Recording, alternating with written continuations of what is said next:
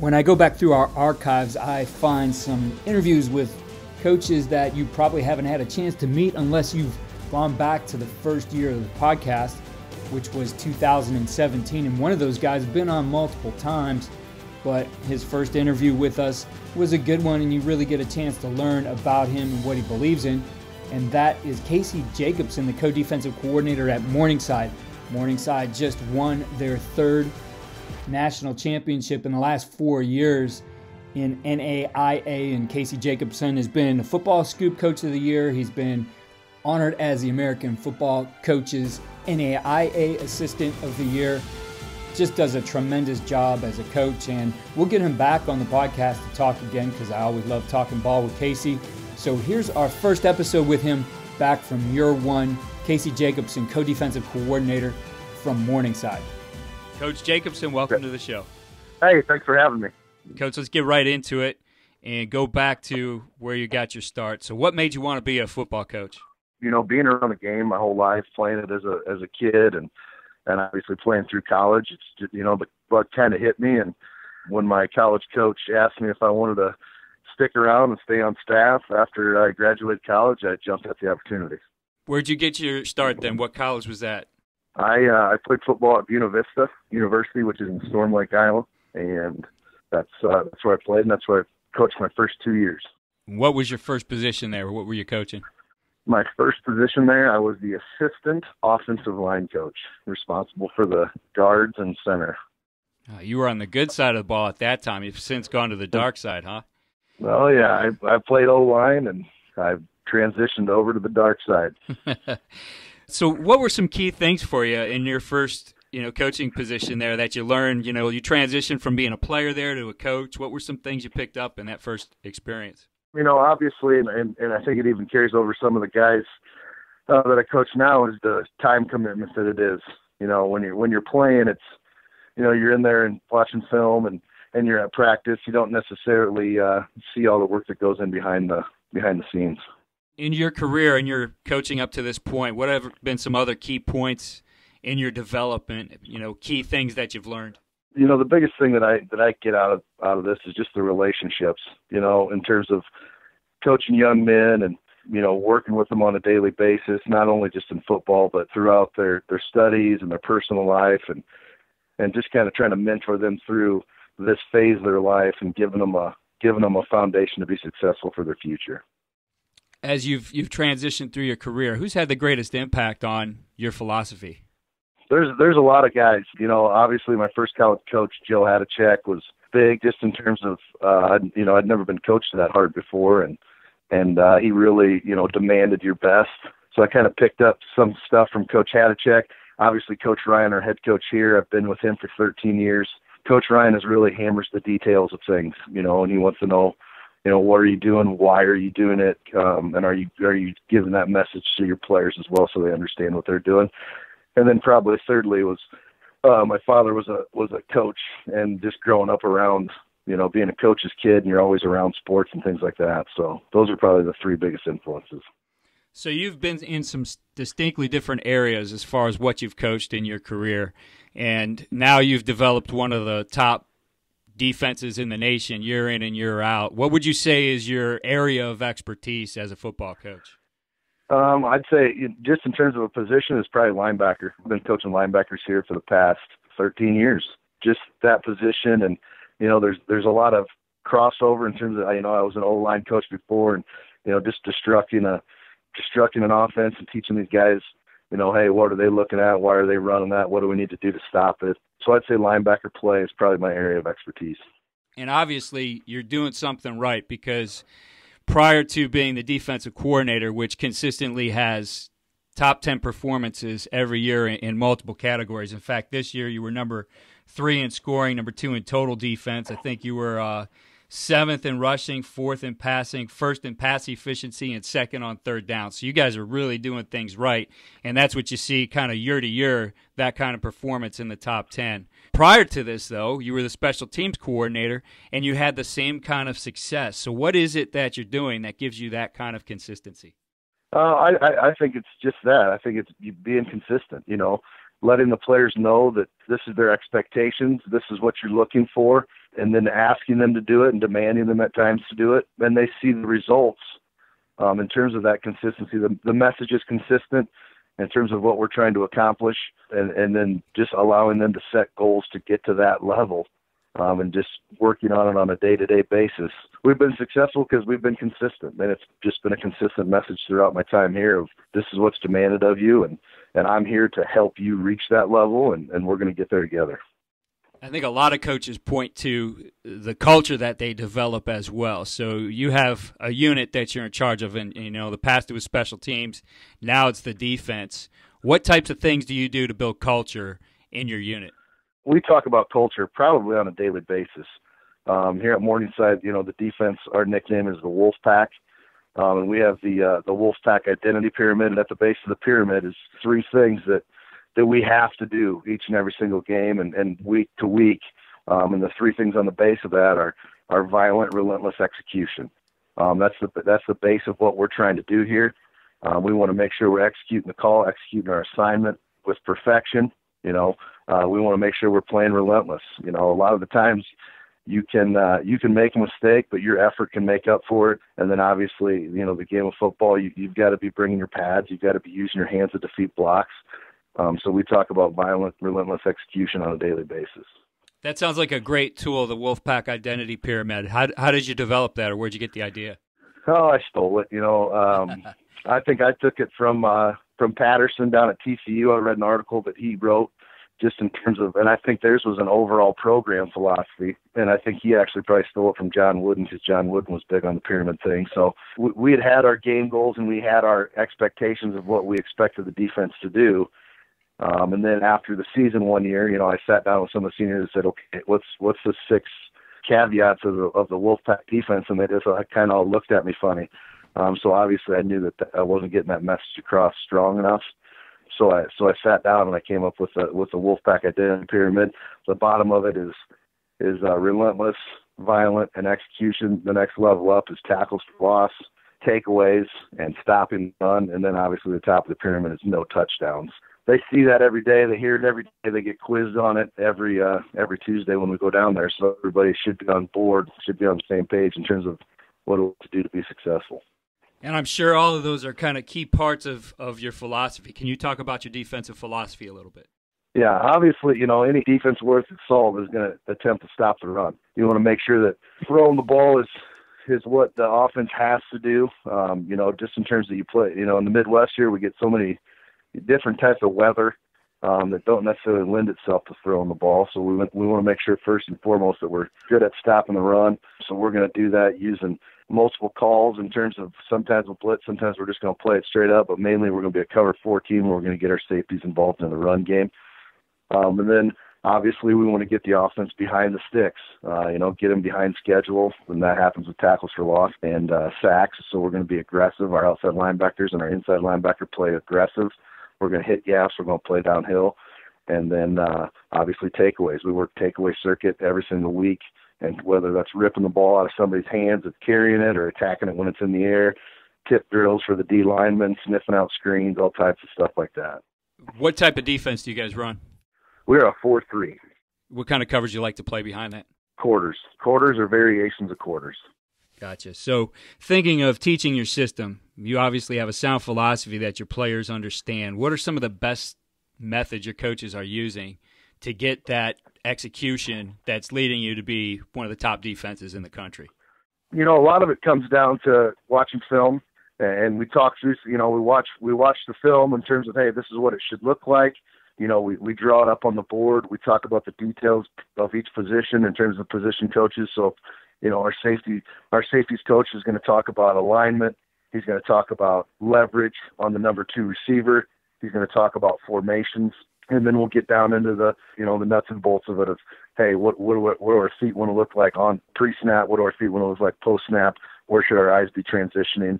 Things like that. So we're really big on off-the-field coaching. So then when we get down on the field and we transition it into our individual time, with our individual time, I probably only do 4 drills with the linebackers, and that's throughout the course of the year. I think a lot of the times people try and make this thing like it's brain surgery, but as long as you can keep things simple and your guys can understand what they're trying to do, and you can give them the tools to be successful in terms of defeating blocks, block recognition, tackling, defending receivers.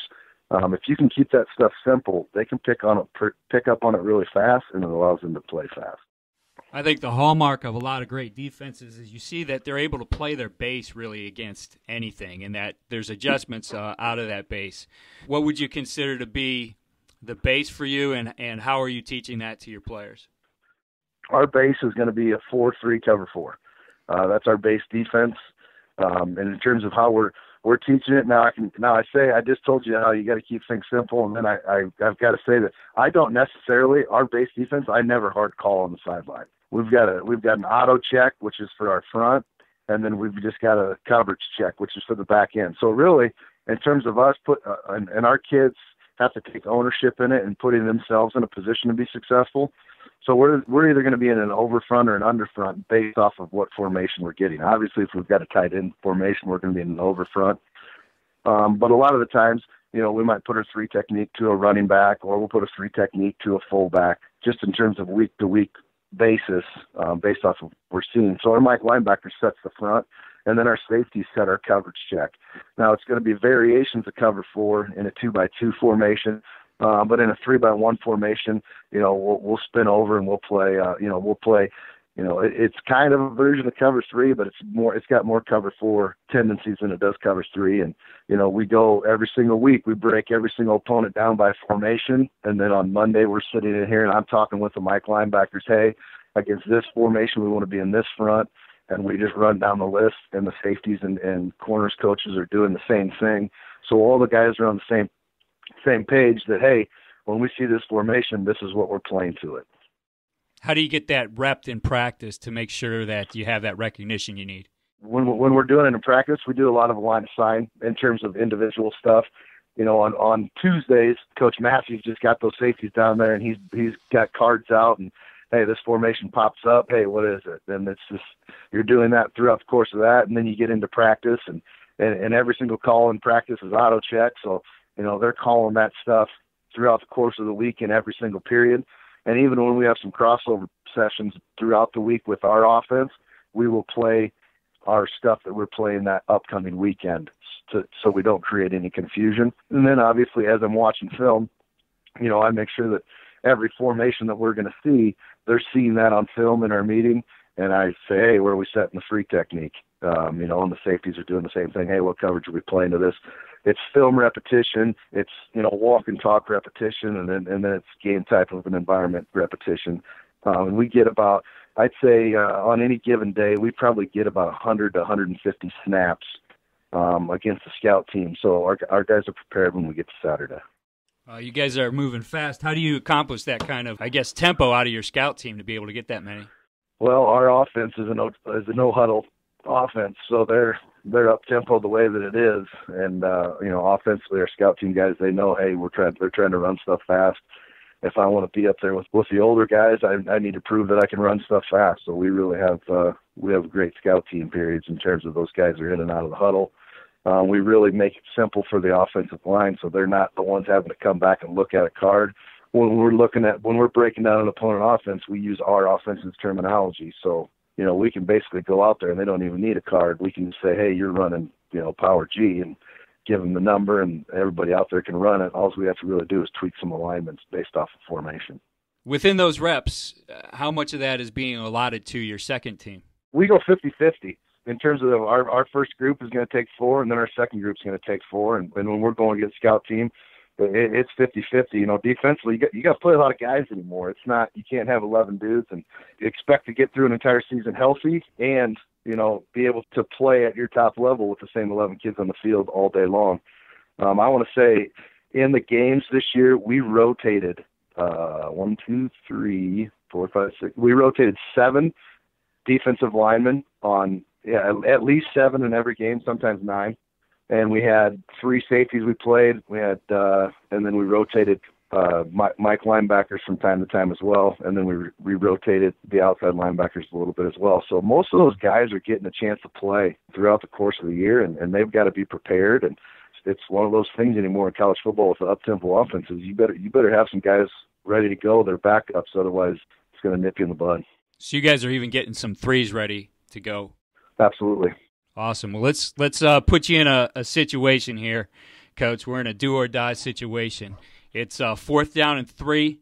The opponents have moved the ball to your 30-yard line, and time's running out. Points on the board wins the game for them, so you guys got to stop them here. They've shown a good balance all game long between run and pass. They've mixed it up with formations and personnel groups. This particular time, they're sending an 11 personnel group onto the field. What's your call? 4th and 3? 4th and 3. 4th and 3 with 11 personnel. If they've been pretty balanced, you're putting me in a bad situation, so we're going to play our base defense.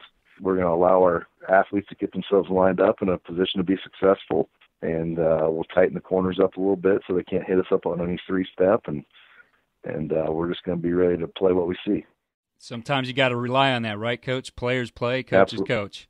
Players play, players make the plays, and I would hope that throughout the course of the game they've kind of given themselves a couple of things that they can pick up on, whether it's a tackles alignment, if he's heavier, if he's light, leverage of the number 2 receiver and 11 personnel. Sometimes they line up tighter if they're going to run the ball. Sometimes they line up wider.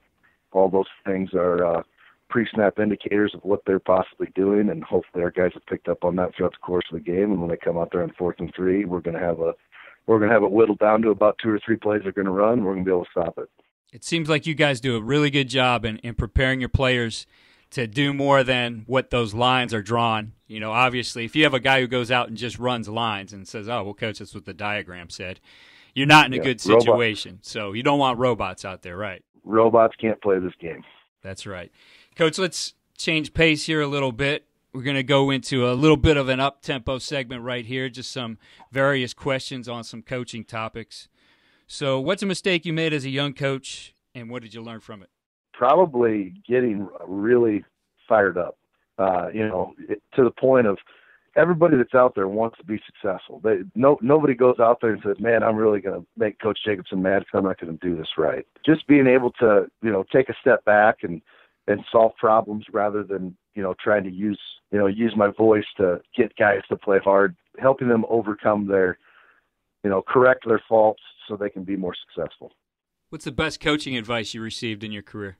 If the guys don't know that you love them and you're there for them off the field, they're not going to care what you do for them on the field.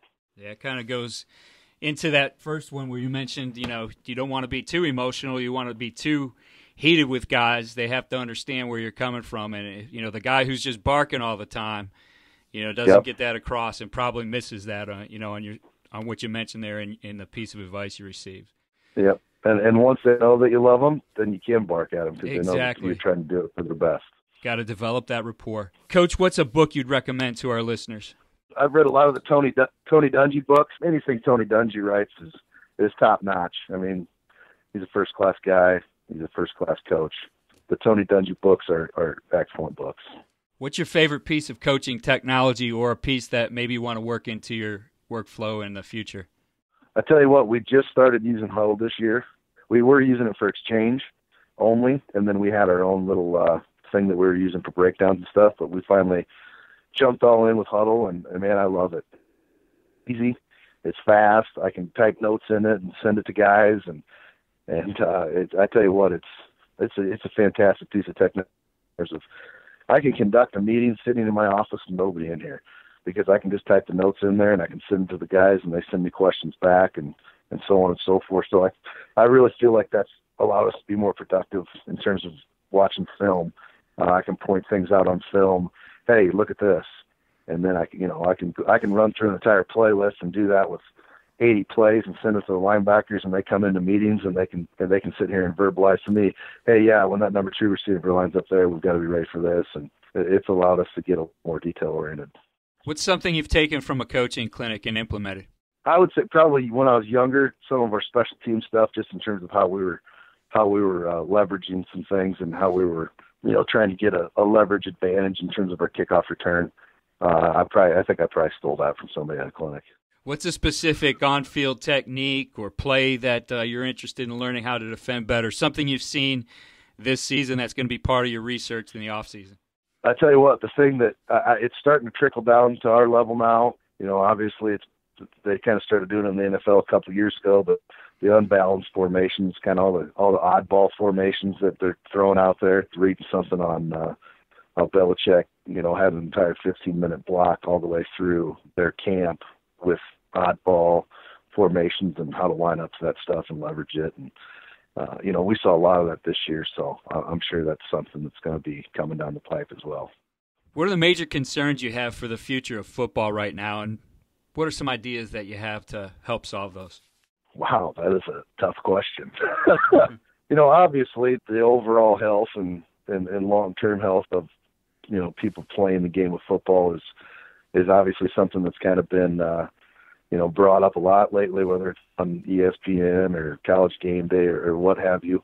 I really think that the technology has come so far. I remember, man, wearing the old Rydell VSR 4s that weighed 15 pounds, and it was just like you were running your head into a cinder block anyway. So I put one of our kids' speeds on the other day, and man, those things are light and they deflect those blows real well. But the thing that we do here that I think helps out a lot is just when we tackle at Morningside, we tackle with our chest.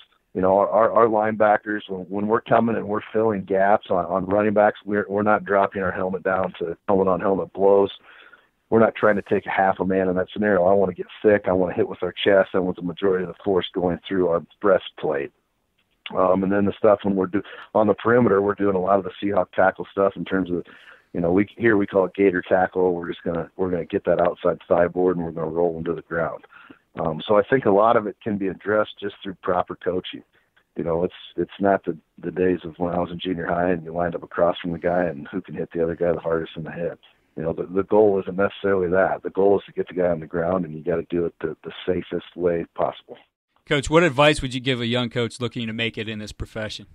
There's no job too small. Whatever job that you get, you do it to the best of your ability. Everything has a purpose, and when you do the small jobs well and you're recognized for that, you start getting bigger and bigger jobs, and it's kind of how you move up. Now, this next one's a tough one for a lot of guys. How do you create balance with your health, your family, your friends, as well as taking care of all the things you need to do as a coach? I'm pretty fortunate here just in terms of our head coach. Our head coach has 6 kids. I have 5 kids. So we're all over the place all the time, just in terms of youth athletics.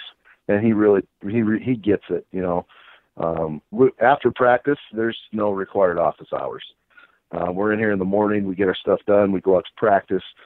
We make sure we've got a good practice. And then, around 6 o'clock at night, you're free. So I can go watch my kids play football or, go to daughter's dance recitals, things like that. And that's really important, and obviously then just being at home, making sure that you're present when you're there and you're not thinking about, man, that counter really screwed us last week. How are we going to get that fixed? When you're there, you're there for your kids and you're not spacing off thinking about other things. Yeah, you always got to focus on the moment, right? Yep, absolutely. Coach, we're going to pick up the pace even more here with our 2-minute drill. So just some one-word answers or phrases in these. So in your opinion, schematically, what's the toughest offense to face? Service Academy triple option. There you go. What's your favorite goal line defense? We run a bear man. Turf or grass? Turf. What's your favorite coverage structure? Too high, cover 4. Day or night game? Night game. If you had to run your defense from one front, what would it be? Over. What's your favorite quote? There are plenty of teams in every sport that have great players and never win titles. Most of the time, those players aren't willing to sacrifice for the greater good of the team. The funny thing is, in the end, the unwillingness to sacrifice only makes individual goals more difficult to achieve.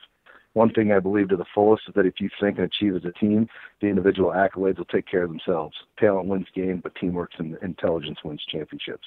Michael Jordan. Oh, there you go. That's a good one. Should the kickoff be eliminated from the game? No. If you could pick one football coach from the past to learn from, who would it be? Vince Lombardi. How about one from the present? Bill Belichick. Here's a controversial one at this time of year. How many teams should be included in the FBS playoff? 8. And all things being equal on defense, pressure or play base?